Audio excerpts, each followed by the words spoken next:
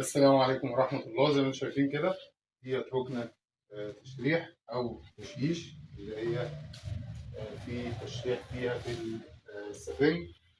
تمام. طبعا القماشة ديت قماش يعتبر جلد مقلوب، اللي هو يبقى الوبرة بتاعته عالية وناعمة، ماشي، وبتقلب يعني بتبقى كده غامق كده فاتح لما بيتقلب القماش. طبعا فيها سرير زي ما انتم شايفين كده.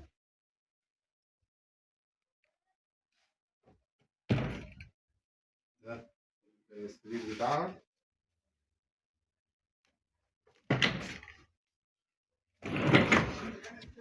ماشي. طبعا ديت شازلونج ثابت. المفروض في ناس ياما بتعمل القطع ديت بتبقى صحارة، لكن العميل مش عايزها صحارة، عايزها زي ما هي ثابتة. ماشي.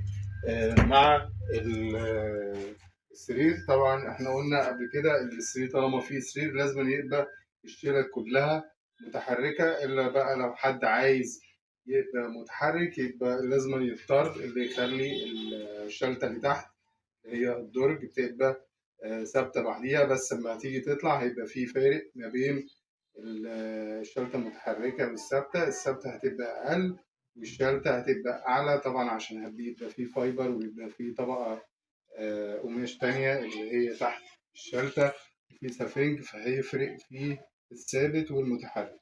تمام. ده طبعا السفنج ده 45.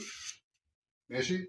انا في شغل بعمله ب 45 وفي شغل بعمله ب 48 على حسب ما بيطلب العميل. ده كثافة 45 شركة صناعات فوم. طبعا السفنج كله خامات عالية. ده بالنسبة للدهور. طبعا الكثافة بتاعته 40 اللي هي 45 ولا ايه اللي هي السفنج طبعا درجة تانية. الدرجة التانية بيبقى فيه السفنجات كثافات عالية غير السفنج اللي هو الدرجة الأولى. الدرجة الأولى يعني بيبقى جديد مفهوش أي غلطات. الدرجة التانية بيبقى فيه غلطات، حاجات بسيطة، بس احنا بنقطع الحاجات اللي هي البسيطة الغلطات ديت وبنستخدموه عادي. بيهدر معانا بس بيبقى فيه كثافات حلوة وبتعيش عند العميل. تمام. هسيبكم مع الفيديو.